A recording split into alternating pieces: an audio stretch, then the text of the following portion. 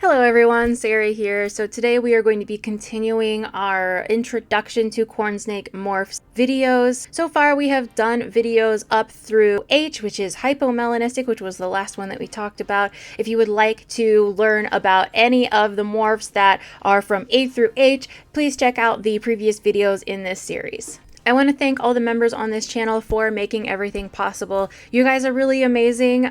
If anybody else would like to become a member, it's very similar to a Patreon, but you just don't have to go to a different website to do it. You can just do it by clicking the join button below any video of mine. Also, a quick thank you to Reptilinks for helping to support this channel. If you guys would like to use my code SarahSnake27 at checkout at reptilinks.com, it gets you a discount, and they also have a $100 money back guarantee. If you're a little unsure and then you get them and they don't work out for you, that $100 money back guarantee is always there for you. Also, please check out my website, sarahsnakeshop.com. I sell corn snakes and corn snake accessories. I have also written a couple of corn snake morph books that are available on that website that have the beginner in mind. So if you are interested in learning the basics about corn snake morphs, please check those out as well. Today we are going to talk about morphs that start with K and L. So we're going to be talking about Kastanie, Lavender, and Lava.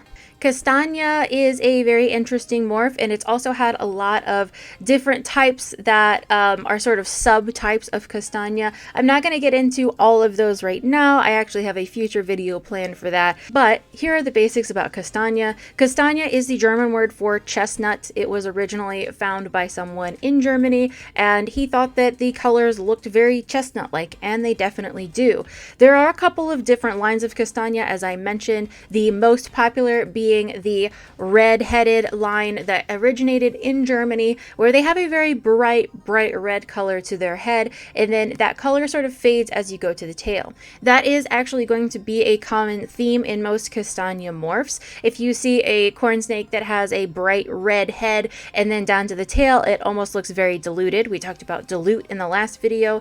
If something looks more like a coral at the head and a dilute at the tail, that's almost definitely going to be a Kastanie type. As babies, Kastanies hatch out looking like sort of lighter colored normals, and a lot of people still can't differentiate them from normal even as they are a year old, but they often do have a sort of hypo look to them, and especially if you get a really prominent line like the red-headed line, it will be very obvious within a few months of age if that snake is Kastanie or if it's not a Kastanie.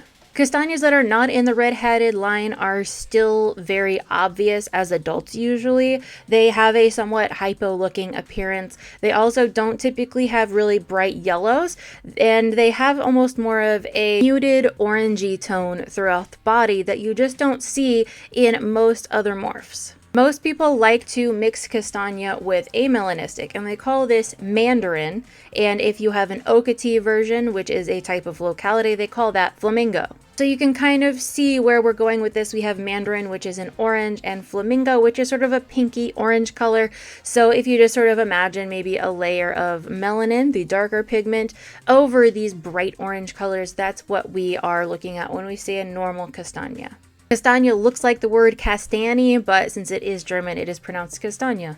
The next mutation I want to talk about is Lava. Lava is a hypomelanistic mutation. We did talk about the three main hypomelanistic mutations in the last video. Lava is a bit different. It's its own separate thing. Lava typically reduces the melanin so much that you almost can't tell that there's any black on the snake. It almost looks like more of a purple tone in a lot of cases. Lavas also reduce the melanin so much that they have ruby pupils in their eyes. So instead of being your typical black pupil like you see in most regular corn snakes, they are going to have a sort of deep ruby pupil instead. As babies, lavas are usually a bit more red than your typical snake, and of course they have that reduction in melanin that's more than just your typical hypo. Another difference between your typical hypo and any of the other hypo types that are related to each other, so hypo strawberry and Christmas are almost incapable of having thick borders around their saddle blotches, but lava is able to have those thick borders. So a lot of the most popular lavas will have very thick borders. If you see a hypo type that's obviously hypomelanistic of some kind and it has thick borders, you can at least pretty much be guaranteed that it's not going to be your hypo A, strawberry, or Christmas. The last mutation I'm going to talk about today is Lavender, which is one of the most popular morphs out there. Lavender is called so because it is purple. It is very strange to see purple snakes, but they do exist, and Lavender is a prime example. Most lavenders, it appears that they are anerythristic, which means they have no reds at all. It also appears that they are axanthic, which means they have no yellows at all, and they're also a sort of hypomelanistic, which means the melanin, the dark pigment, is reduced quite a lot. But it's hard to explain the purple color in this. And the reason for this is actually that lavender is a scale mutation and not really a pigment mutation. And the reason we know this is because the lavender has been bred with the scaleless mutation in the past. And when lavender doesn't have any scales, it looks like a hypomelanistic. And so we know that yes, it is a pigment mutation. It does reduce some of the melanin, but otherwise, it's just the scales that are causing this odd look to the snake. I did a whole deep dive on all of these mutations. If you would like to go see those, I will link them all down below in the description. As babies, lavenders are pretty obvious. When they hatch out, they are definitely a very light gray color, sometimes with a little bit of a purple hue. The eyes are a big giveaway when it comes to lavender. So if you look closely at a lavender's eyes, they almost look like a night sky. They're a very dark blue color, and they often have sort of a lighter colored speckling within them that's very small that really does look like you are staring into a night sky that has a lot of stars in it. Sometimes lavenders will also have ruby pupils as well. We talked about those dark ruby pupils with lava. Sometimes lavenders will also have them. Not all the time, but sometimes it can happen. Adult lavender males usually have more color than females. We mentioned the same thing when we talked about cinder. For some reason, a lot of times the males will just have more of a brightly pink coloration. It's that way with anerythristics as well. So if you get anery type A and it has a lot of like sort of light bright colors in the saddles, it's oftentimes going to be a male. It's the same thing with cinder. If you get one that has a lot more of a red or purple saturation in the colors, it's most likely a male. Same thing with lavenders. A lot of times the males will just have a higher purple or pink type saturation in the saddles. There's always exceptions to this rule, but I just thought I would mention it. If you got one that you were told was a female and it's really brightly colored, you may want to get that double checked. I will link something in the description where you can send a shed skin in of your snake so that they can sex it for you. It's going to be the easiest and least invasive method of sexing your snake, and if you're curious, you can do this with any corn snake or other colubrid type.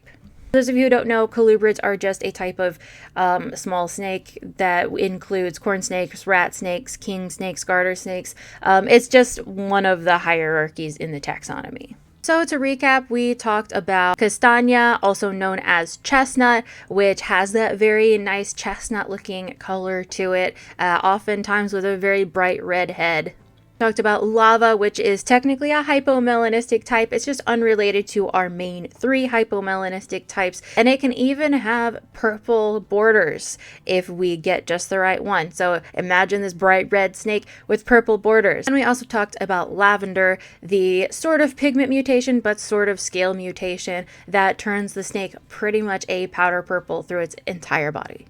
If you guys have any suggestions for a future video, I would love to hear it. Anything specific that you are still wondering after hearing about these morphs, I would love to know. Also, please remember I did a deep dive on all of these morphs, so please go check those out if you have more questions specifically about the morphs themselves.